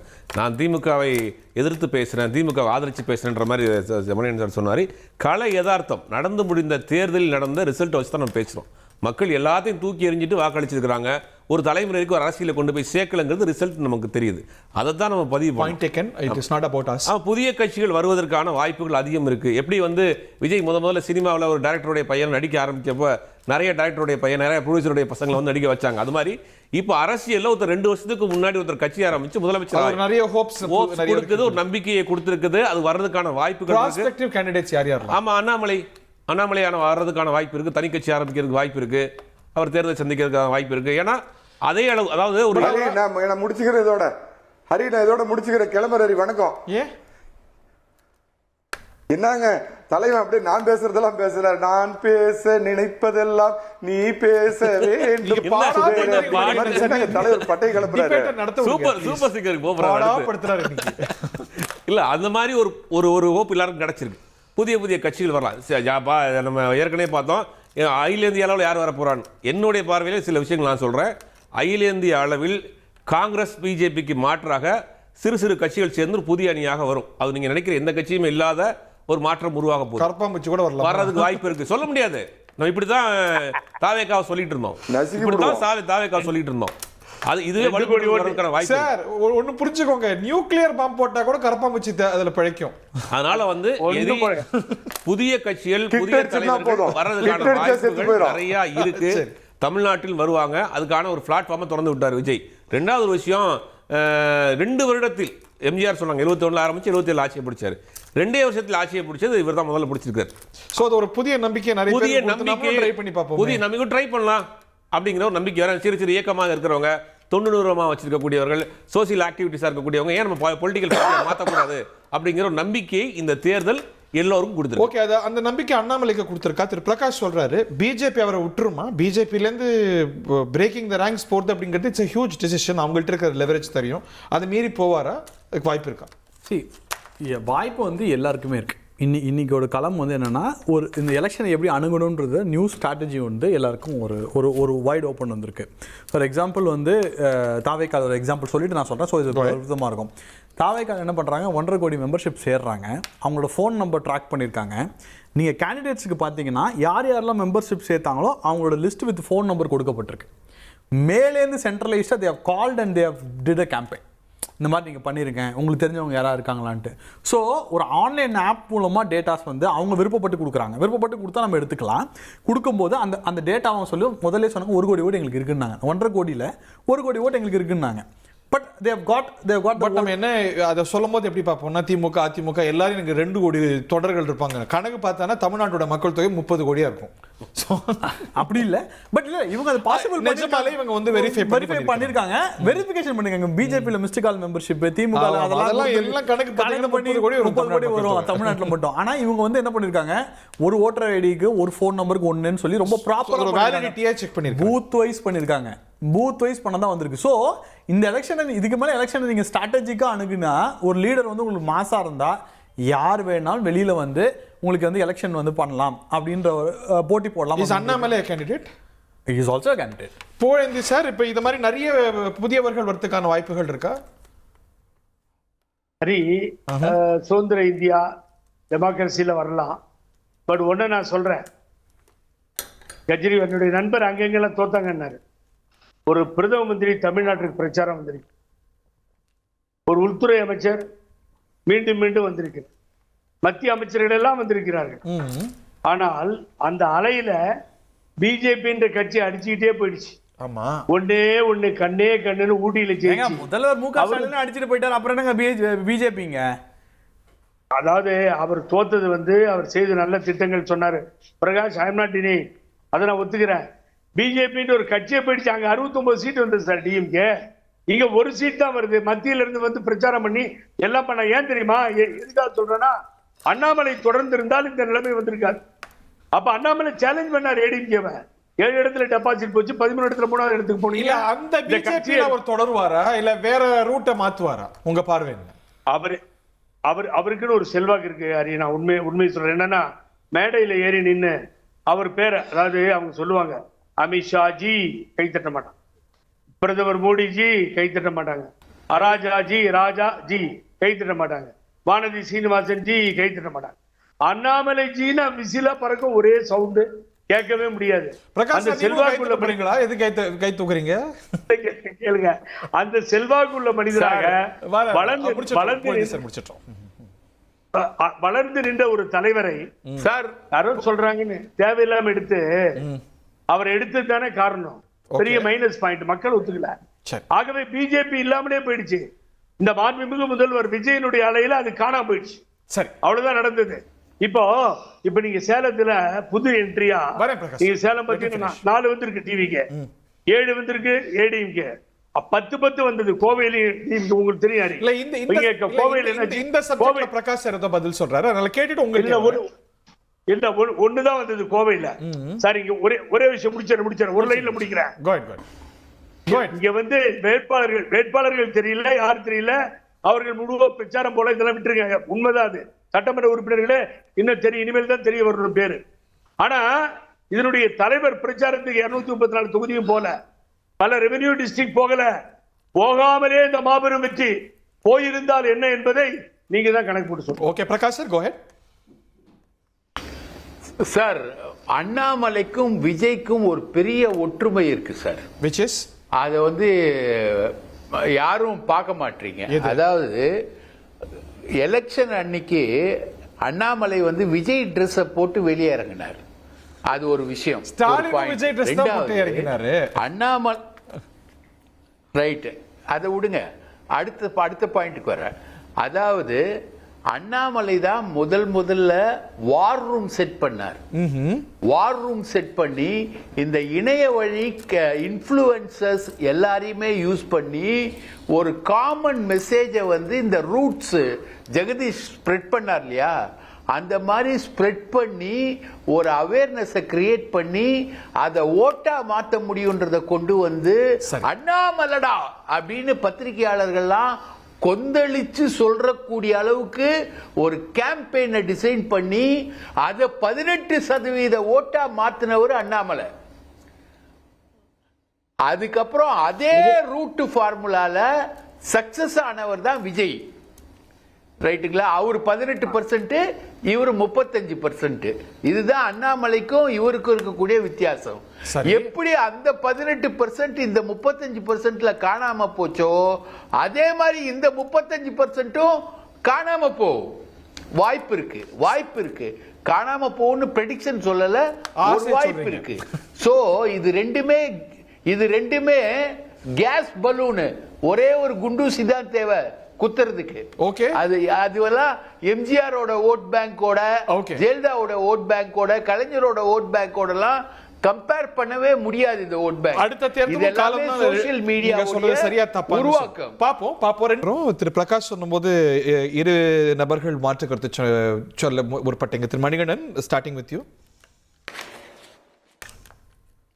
அதாவது ஒண்ணு புரிஞ்சுக்கணும், பென்னு, பென்சிலு, ரப்பர் அப்படின்னு பல நிறுவனங்களை திமுக வச்சுக்கிட்டு பல கோடிகளை மாதம் செலவு பண்ணிச்சு. அண்ணாமலை வார் ரூம் வந்து அதுல 10 பைசா கூட அவங்க செலவு பண்ணிருக்க மாட்டாங்க. பல கோடிகளை செலவு பண்ணி திமுகவோட அதைத்தான் ஆரம்பத்துல இருந்தே சொன்னேன். சினிமா கவர்ச்சி பிளஸ் டிஜிட்டல் அண்ணாமலையும் பல கோடி செலவு பண்ணார் சார். விஜய் சரி வச்சுக்கோங்க. அண்ணாமலை பல கோடி ரூபாய் செலவு பண்ணார் சார். வந்து கொசு சார் உங்க பார்வையில வேணா இருக்கும் பிரகாஷ் சார், விட்டுருங்க, நான் அதுக்கு வரல. பெண் எவ்வளவு செலவு பண்ணுச்சுன்னு ஊருக்கே தெரியும் சார். அவர் சொல்ற மாதிரி இல்லை சார். 2026க்கு அப்புறம் Vijay is the centric force for at least 15 years. சும்மா இந்த ஊரை மாத்திர வேலையெல்லாம் வேண்டாம் சார். அவர் தான் நம்பர் 1 பிரதானமான கட்சி. நம்பர் 2 அப்படிங்கிற இடத்த அதிமுக தாக்கு பிடிக்குமா, திமுக தக்க வைக்குமா, பாஜக திமிரி எழுமா? இதுல 3 பேர்த்துல யாராவது ஒருத்தர் தான் சார் அந்த 2வது இடத்துக்கு வர்றதுக்கான வாய்ப்பு. திமுகவிற்கு இஸ்லாமியர் ஓட்டு அப்படியே வந்துச்சு, கொஞ்சம் டேமேஜ் இருந்தாலும் அப்படியே வந்துச்சுங்கிறது வெளிப்படையா தெரிஞ்சு போச்சு. கிறிஸ்துவ ஓட்டு காலகாலமா வந்துகிட்டு இருந்த ஒரு 6-7% கிறிஸ்துவ ஓட்டு இனிமேல் தாவேக்காக்குன்னு போயிடுச்சு. சாஃப்ட் ஹிந்துத்துவாவை ஏதாவது அதிமுக மீண்டும் கையில் எடுத்து தக்க வைக்குதா, இல்ல பாஜக ஹார்ட்கோர் இந்துத்துவா? தீவிர பாஜக எதிர்ப்ப திராவிட முன்னேற்ற கழகம் செய்யும் நினைக்கிறீங்களா பிரகாஷ் சார்? ஏன்னா இன்னைக்கு காங்கிரஸ் அவங்களோட இல்ல, விடுதலை சிறுத்தைகள் இல்ல. சோ அப்படி இருக்கும்போது அவங்களுடைய ஓரியன்டேஷனே மாறுமா? இப்போ நம்ம வந்து காங்கிரஸ் இருக்கும்போது பிஜேபி எதிர்ப்பு அரசியல ரொம்ப தீவிரமா செஞ்சுட்டு இருந்தாங்க. சோ அவங்களும் ரூட்டை மாத்தி யோசிக்கிறதுக்கு வாய்ப்பு இருக்கா? ஒரு இஷ்யூ பேஸ்டா ஒரு வகையான ஒரு ரிலேஷன்ஷிப் பிஜேபியோட வச்சுக்கிறதுக்கு வாய்ப்பு இருக்கா? நேரடியா இல்லாட்டி கூட மறைமுகமா? Super sir, super sir. அதாவது இவ்வளவு நாள் திமுகவுக்கு இருந்த மிகப்பெரிய சுமை இல்ல, 20 வருஷமா அவங்க சுமந்த சுமை வந்து காங்கிரஸ் சார். இப்போ அது போயிடுச்சு சார். இப்போ திமுகவுக்கு ஆப்ஷன்ஸ் வந்து ஓபன் சார். தேர் ஆப்ஷன்ஸ் ஓபன். அவங்க வந்து இனி வந்து காங்கிரஸ் என்ற சுமையை வந்து சுமக்க மாட்டாங்க. அதே நேரத்தில் பாஜகவோட இஷ்யூ பேஸ்டாவே அவங்க போவாங்க சார். மாநில அரசுக்கு எதிரான, மாநில நலன்களுக்கு எதிரான நிலை பாஜக எடுக்கும் போது அவங்க போறதுக்கான வாய்ப்பு என்பது மிக அதிகம் சார். இப்போ வந்து ஒரு ஓபன் இன்விடேஷன் தான் திமுகவுக்கு. என்னோட கருத்து என்னன்னா, அவங்க பாஜக கூட்டணிக்கே போலாம் சார். ஒண்ணுமே தப்பு இல்ல சார். அவங்க ஏற்கனவே காமன் மினிமம் புரோகிராமோட பாஜக கூட்டணியில இருந்தவங்க தான். அவங்க மறுபடியும் பாஜக கூட்டணிக்கே போலாம் அப்படின்றது ஒரு வாய்ப்பு கூட இப்ப வந்து காங்கிரஸ் திறந்து விட்டுருக்கு சார். இப்ப இந்த சனாதன கினாதனம் எல்லாம் என்ன ஆகும்? சார் அதான் சொன்ன காமன் மினிமம் இல்ல சார். காமன் அந்த மாதிரி எல்லாம் சொல்லாதீங்க சார். சன்னிதானம் எல்லாம் இல்ல. சன்னிதானத்துக்கு போறது பாஜக, திமுக இல்ல. நான் என்ன சொல்றேன், காமன் மினிமம் புரோகிராம், ஓகே, குறைந்தபட்ச செயல் திட்டத்தோட பாஜகவோட திமுக வாய்ப்புகள் உருவாயிருக்கு. புரிஞ்சுக்கிறேன். காங்கிரஸும் இல்லங்கறதால ஒரு அண்டர்ஸ்டாண்டிங் போலாம். பட் ஆனா ஒரு எலக்ட்ரல் அலையன்ஸ்க்கு போகும்போது பிஜேபி எலக்ட்ரல் அலையன்ஸ்க்கு போகும்போது பாஜக விஜயை கட்டிப்பிடிக்கும் போது பிஜேபி அன்டச்சபிள் கிடையாது. ஓகே, விஜய் காங்கிரஸை கட்டிப்பிடிச்சா இவங்க கட்டிப்பிடிக்கலாங்கிறீங்க. பட் அவ்வளவு தூரம் போகுமா? இல்லை, பிரகாஷ் சார் பேசினதுக்கு நீயா பேசியதே அப்படின்னு போட்டு எல்லாம் ட்ரால் பண்ண போறாங்க. But I'm coming to a point. But இல்ல சார், அவர் சீரியஸ் பிராக்டிகலா ரியல் பாலிடிக்ஸ் அவ்வளோ உயிர் கொடுத்து வச்சிருந்த காங்கிரஸ் திடீர்னு போகும்போது அந்த முடிவை காங்கிரஸ் எடுக்கலாம் போது திமுக ஒரு அண்டர்ஸ்டாண்டிங்கோ இல்ல அலையன்ஸுக்கோ போனா அது என்ன தப்பு? எந்த தப்பும் கிடையாது. 2 கட்சி தலைவர்களும் மோடியும் ஸ்டாலினும் ஒத்துக்கிட்டா எந்த தப்பும் கிடையாது. அவ்வளவு தூரம் போகுமா ஜுபேர் சார்? ஒரு அண்டர்ஸ்டாண்டிங் போலாம், ஒரு அலையன்ஸுக்கு போகலாம். நான் ஒரு நிமிஷம் மட்டும் முடிச்சிடுறேன். டெல்லி எப்பவுமே திமுகவை வந்து ஒரு ஃப்ரெண்ட்லி பார்ட்னராக பார்ப்பாங்க. டெல்லி எப்பவுமே பார்க்கறது திமுக இவங்களை நம்பி போகலாம் அப்படின்ட்டு. எடப்பாடி பழனிசாமி பொலிட்டிக்கல் அலையன்ஸாக மட்டும்தான் பார்ப்பாங்க. They won't see a trustable alliance. இது இந்த கலைஞர் சொல்வார்ல, திமுக எதிர்த்தாலும் உறுதியா எதிர்க்கும், ஆதரிச்சாலும் உறுதியா இருக்கும். அந்த ஒரு பாயிண்ட் ஆஃப் வியூல டெல்லிக்கு என்னைக்குமே பார்வை இருக்கு. And on a personal equation, Edappadi Modi ஸ்டாலினோட உறவு வந்து ரொம்ப ஒரு சரியான ஒரு பேலன்ஸ் இருந்து எப்பவுமே பேலன்ஸ் இருந்துகிட்டே இருக்கும். நீங்க சைனா இஷ்யூல பாத்தீங்கன்னா முதல் முறையா குரல் கொடுத்தது முக ஸ்டாலினா தான் இருக்கும். அந்த இடத்துல முதல்ல எனக்கு தான் அழைப்பு வந்ததுன்னு திரு ஸ்டாலின் பேட்டியிலேயே சொன்னார். உங்கள்கிட்ட தான் சொன்னார். கரெக்ட், உங்கள்கிட்ட தான் சொன்னாரு. ஸோ அந்த பேலன்ஸ் எடுக்கலாம். ஆனால் திமுக செய்ய போற அரசியல் என்ன அப்படின்னா, ஆகஸ்ட் மாசம் மாநாடு போட போறாங்க. எல்லா கட்சிகளும் who's against Congress they are going to invite. Okay, ஒரு anti national party, that is பிஜேபியும் வேண்டாம், ஆன்டி நேஷனலா இல்ல, ஆன்டி நேஷனல் பார்ட்டி, தேசிய கட்சிகளுக்கு ஒரு செல்வி ஜெயலலிதா எடுத்தாங்கல்ல, பிஜேபி காங்கிரஸ் அல்லாத ஒரு கான்ஸ்டலேஷன். ஐ திங்க் சங்மா ஓட்டு போட்டாங்கல. ஆமா, எல்லா இவங்க அதுல இருக்கிற ஒரு ஆபத்து ஜுபேர் சார். இப்ப இன்னைக்கு மம்தா பானர்ஜி, ஸ்டாலின், பினராயி விஜயன் எல்லாம் கைகோர்த்து நிக்கலாம். இப்போ திரு பினராயி விஜயன் கூட இருக்கிறதுனால தமிழ்நாட்டில் ஒரு ஓட்டு வரப்போகுதா, இல்ல ஸ்டாலின் இருக்கிறதுனால கேரளாவில் அவங்களுக்கு ஒரு ஓட்டு வரப்போகுதா, மம்தா பானர்ஜி இருக்கிறதுனால? ஸோ தேர் மியூச்சுவலி எக்ஸ்க்ளூசிவ். அவங்க அந்தந்த மாநிலத்தில் அவங்க செல்வாக்கு இருக்கே தவிர ஒருவரால இன்னொருத்தருக்கு பலன் கிடையாது. இல்ல, பார்லிமெண்ட் எலெக்ஷன் அப்படித்தான் நடக்கும். பார்லிமெண்ட் எலெக்ஷன் அந்தந்த மாநிலங்கள்ல எந்தெந்த பார்ட்டி ஸ்ட்ராங்கா இருக்கோ அவங்க எல்லாம் சேர்ந்து தான் முதல்ல நம்ம ஒரு ஆட்சியை ஃபார்ம் பண்ணிட்டு இருந்தாங்க. அப்படிதான் நம்ம நடந்துட்டு இருக்கு. திமுகவை பொறுத்த வரைக்கும் இது வரைக்கும் காலங்காலமா திமுகவுக்கு இருந்த ஓட்டு ஷிஃப்ட் ஆயிருக்கு. தலித் ஓட்டுகள் ஷிஃப்ட் ஆயிருக்கு, கிறிஸ்டின் ஓட்டுகள் ஷிஃப்ட் ஆயிருக்கு, இஸ்லாமிய ஓட்டுகள் ஒரு குறிப்பிட்ட ஓட்டுகள் ஷிஃப்ட் ஆயிருக்கு. இப்ப திமுக தன்னை சரி செய்து கொள்ள வேண்டிய கட்டாயத்தில் இருக்காங்க. பட் அதுல அந்த கான்ஸ்டலேஷன்ல இப்படி யோசிக்கலாம்ல. இப்போ வந்து பாஜக அல்லாத சக்திகள் அப்படிங்கும்போது ஆட்சி அமைக்கவே அதிமுகவோட போனவங்க கூட்டணி வைக்க மாட்டாங்களா? அது எதையுமே இப்போதைக்கு அவங்க செய்ய மாட்டாங்க. இப்போதைக்கு அவங்க செய்ய வேண்டியதை என்ன பண்ணுவாங்க அப்படின்னா, கட்சியை சரி செய்ய வேண்டிய இடத்துல இருக்கிறாங்க. 2029 நாடாளுமன்ற தேர்தல் இன்னும் 2 வருஷம் இருக்கு. அந்த 2 வருஷத்துக்குள்ள அவங்க ஐடியாலஜிக்கலா உள்ள ஆளை கொண்டு வரணும். இவங்க செக்சரை மாற்றணும், புதிய இளைஞர்களை கொண்டு வரணும், புதிய பதவிகளை போடணும், கட்சியை ஸ்ட்ராங் பண்ணிட்டு தான் அவங்க அடுத்த கட்டமாக அததான் பண்ணுவாங்க. இமீடியட்டா இப்போதைக்கு இந்த மாதிரியான அதாவது 2 பேசிட்டு இருக்கோம். ஒரு இடைத்தேர்தல் அதுக்கான ஒரு அறிகுறி தெரியுமா? போயிந்தி சார், கோ ஹெட். நீங்க ஏதோ குறுக்கிட்டு. அதாவது இப்படித்தான் ஒரு பெரிய டிஸ்கஷன் போனப்போ திரு முரசொலி மாறன் எடுத்த முடிவால் பாரதிய ஜனதாவோடு திராவிட முன்னேற்ற கழகம் கூட்டணியில் இடம்பெற்ற மந்திரி சபையில் இருந்தது. அதிகமான அமைச்சர்கள் இருந்தார்கள். அது இப்ப நடக்கதான் போகுது, நீங்க பார்க்கதான் போறீங்க. நான் ஸ்ட்ரெயிட்டாவே சொல்றேன், திராவிட முன்னேற்ற கழகம் நிச்சயமாக பிஜேபியோடு இணைந்து மந்திரி சபையில் இடம்பெறும். அங்க நண்பர் சொன்ன மாதிரி கருத்து, அதாவது நீங்க சொன்னீங்க அத்தைக்கு மீச முளைச்சாதானே சித்தப்பாவா அத்திம்பேரான்னு இல்லையா சார்? வேணும் சார். அங்க இந்த 2 நாட்களையும் சேர்த்து பார்க்கணும்ல சார். இப்ப 3 முறை தொடர்ந்து வெற்றி பெற்று வர்றாங்க. 4வது முறை அவங்களுக்கு ஒரு இது இருக்காதா? அங்கதான் என்னோட பாயிண்ட் வருது. ஒரு நிமிஷம். நிதிஷ்குமாரும் சந்திரபாபு நாயுடுன்ற 2 நாற்காலியில 4 கால்ல 2 கால அவங்க காலில் உட்கார்ந்துருக்காங்க. இப்போ சாங்கிடும் பிஜேபிக்கு சப்போர்ட். இவங்க போனாங்கன்னா 22. இப்படி போகும்பொழுது அந்த நிலை ஏற்படும். அதுக்கு அவங்க தயாராவாங்க. நீங்க சொல்றது 29க்கு முன்னாடியே மந்திரி ஆவாங்கங்கறீங்களா? இப்பயே நடக்கும் சார், 1 மாசம் 2 மாசத்துல. நீங்க வேற நீங்க அது நடந்துச்சுன்னா என்ன ஆகும்னு கேட்டீங்கன்னா, வர நாடாளுமன்ற தேர்தல்ல இங்க தமிழ்நாட்டுல 40 சீட்டையும் விஜயும் காங்கிரஸும் ஜெயிச்சுட்டு போயிடும். இல்ல அவ்வளவு தூரம் போகும்னு நினைக்கிறீங்களா பிரகாஷ் சார்? நிச்சயமா நீங்க நோட் பண்ணி வச்சுக்கோ, நடக்குதா இல்லையா பாருங்க. பிரகாஷ் தானே ஒத்துக்கிட்டாரு. ஆமா, கேப்போம். இல்ல சார், காங்கிரஸும் விஜயும் 40 சீட்டு ஜெயிக்கிறதுக்கான ப்ராபபிலிட்டியில அவர் பேசுறாரு. நான் சொல்றது வந்து இதுக்கான ஆப்ஷன் வந்து ஓபன் பண்ணிருக்காங்க. சரி, காங்கிரஸோட துரோகம், பச்சை துரோகம், இந்த சிந்தனையை வந்து உருவாக்கி இருக்காங்க. நாளைக்கு ஒரு இஷ்யூல இதுக்கு அடுத்த எலெக்ஷன்ல சப்போஸ்னு வச்சுக்கோங்களேன், இதுக்கு அடுத்த எலெக்ஷன்ல பிஜேபி இதை விட கொஞ்சம் மைனாரிட்டியா வருதுன்னு வச்சுக்கோங்களேன், வெளியில இருந்து திமுக ஆதரவு கொடுக்கும் சில நிபந்தனைகள் அடிப்படையில அந்த மாதிரி ஒரு சினாரியோவை உருவாக்குறதுக்கான விஷயங்களை கொண்டு போயிருக்காங்க. அடுத்தது இப்போ முக்கியமான விஷயத்தை நான் மறந்துட்டேன், பதிவு பண்ணிடுறேன். அதிமுக இன்னைக்கு சிபிஐ விசாரணை கேட்டிருக்கு.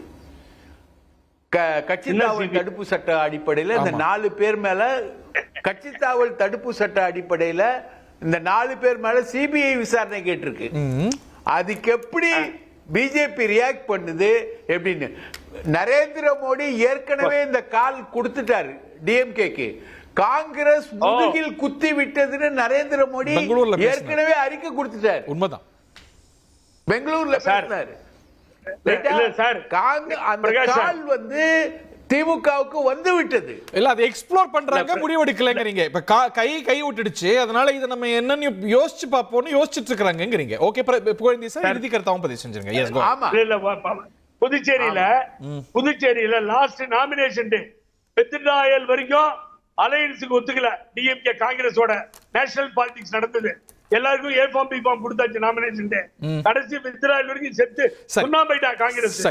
இது மாதிரி பண்ணும் பொழுது அது தப்பா நியாயமா முன்னாள் முதல்வருக்கு இது தெரியணும். ஓகே, காங்கிரஸ் எங்க பெடப்பாகுது, காங்கிரஸ் எங்க அப்செட் ஆகுது சொல்லுங்க பாப்போம். சரி, மணிகண்டன் சார் இறுதி கருத்து ப்ளீஸ். சனாதானத்தை டெங்கு கொசுவை போல வேறு இருப்போம்னு சொன்ன திமுகவோட பாஜக கூட்டணி வச்சுச்சுன்னா பாஜக வட மாநிலங்கள்ல கதம் ஆயிடும். வட மாநிலங்கள் அரசியல்ங்கிறது இந்துத்துவ அரசியல். திமுகவோட பிடிபியோட கூட்டணியில் இல்லையா, அவங்க என்சியோட இல்லையா, அதெல்லாம் அரசியல்ல சாதாரண. பிடிபி வேற சார். பிடிபி எந்த விதத்திலையும் சனாதானத்தை வேறு இருப்போம் பிடிபி இல்ல சார். இந்திய அரசு ஏத்துக்கிட்டாங்களான்னு தெரியாது சார். அரசமைப்பு வேற விஷயம் சார். நீங்க இந்துத்துவா அவங்களோட ஆப்ஷன் ஓபன் தான் சொல்ற மணிகண்டன். நீங்க வந்து அதுக்குள்ள உங்க பிஜேபி கலரை காட்டாதீங்க. 10 இல்ல ஓபன் தான் சொல்றேன். 10 நிமிஷத்துக்கு முன்னாடி கேஜ்ரிவால், மம்தா எல்லாம் சேர்ந்து, ஸ்டாலின் எல்லாம் சேர்ந்து ஒரு மூன்றாவது நீங்க இப்ப பிஜேபிக்கு நீங்க வாஜ்பாயோட 4.25 வருஷம் அமைச்சரவையில இருந்து அதுக்கப்புறம் குத்திட்டு கருப்பு சிவப்பு முதுகுல குத்துறது காங்கிரஸ் குத்துனதுனா இன்னைக்கு காங்கிரஸ் குத்திச்சு முதுகுலங்கிறீங்களா? 99ல வாஜ்பாயோட 4.25 வருஷம் இருந்துட்டு குத்திட்டு கருப்பு சிவப்பு முதுகுல குத்துனதா? சரி, இப்ப நீங்க கூட்டணி வச்சா பாஜக ஒழிகன்னு மணிகண்டன் முதல்ல நினைக்கிறேன். இல்ல வாழ்க பண்பற்ற இயற்கைக்கு மாறான கூட்டணி. இயற்கைக்கு மாறான கூட்டணி. சரி, எந்த விதத்திலையும் வட மாநிலங்களை ஏத்துக்க மாட்டா. உண்மையான பாஜக தெரியாது. It's too far fetch. ரெண்டு கட்சி தலைவர் வைப்பாங்க, நாங்களே ஒண்ணு முடியும். நீங்க கூட்டணி எல்லாம் வச்சு சேர்த்து வச்சிருக்கீங்க போல ஒரு சேனல்ல உட்கார்ந்து. இது ஒண்ணும் நாள் இருக்கு. போலோ பாரத் மாதா கி ஜெய், போலோ பாரத் திமுக கி ஜெய். எல்லாமே மாறிட்டு இருக்குல்ல சொன்னது. எதுவுமே யார் எந்த கட்சினே ஒண்ணும் தெரியல. யார் சார்பா பேசுறாங்க நீங்க சொல்றத பத்தி எனக்கு டவுட் இருக்கு. அதனால வந்து பார்லிமெண்ட் எலெக்ஷன்ங்கிறது இன்னொரு 3 வருஷம் இருக்கு. ஆனா இப்ப என்னன்னா இந்த தோல்வியில இருந்து ரெண்டு கட்சிகளும் தன்னை சரி செய்யக்கூடிய அந்த வேலைகளை தான் செய்வாங்களோ ஒழிய நம்ம அந்த 2 ஏலியன் நம்ம பேசிட்டு இருக்கோம். ஒரு வாரம் அப்படிங்கிறது நீண்ட நாள் அரசியல்ல ஆனா இந்த ஒரு மாசத்துல என்னெல்லாம் நடந்து போயிருக்கு, யாருக்கு பேசுறாங்கன்னு தெரியாத அளவுக்கு ஒரு தலைகீழ் மாற்றங்கள் வந்திருக்கு. ஒரு பெரிய ரியலைன்மென்ட்ஸ் நடந்திருக்கு. நாராஜ் ரொம்ப சுருக்கமா எல்லா கட்சியிலயும் போன் பண்ணி நீங்க ஒண்ணு இங்க இருக்கீங்களா இல்ல டிவி கேல இருக்கீங்களான்னு கேக்குறாங்களாம். அப்படியே ஆமா, அது வேற நடக்குதான். சோ அதெல்லாம் முடிஞ்சு ரியலைன்மென்ட் பண்ணி தான் அது வரும். It takes some 2-3 months. அண்ணன் பிரகாஷ் கூட டிவி கேக்க பேசினா ஆச்சரியப்படுறதுக்கு இல்ல. தெரியாது நமக்கு. எல்லாமே மாறலாம். பிரகாஷ் சார், சாரி உங்களை வம்புக்கு எடுத்ததுக்கு. பாப்போம். நன்றி. நிகழ்ச்சியில பங்குண்ட நேர்கள் அனைவருக்கும் நன்றி. ஒரு பெரிய ரியலைன்மென்ட் நடந்திருக்கு. ஒரு சேன தமிழ்நாட்டு அரசியல்ல இந்த மே 4 நடந்த விஷயம் உருவாக்கி இருக்குங்கிறத பார்க்கணும். It is still settling, it is still evolving. இன்னும் சொல்ல போனா it is starting to evolve. இது எப்படி எவால்வ் ஆகி தமிழ்நாடு அரசியல் களம் எப்படி மாறுதுங்கிறத வரக்கூடிய நாட்கள் தான் நமக்கு சொல்லணும். நிகழ்ச்சியில பங்குண்ட பார்த்த நேர்கள் அனைவருக்கும் நன்றி. வணக்கம்.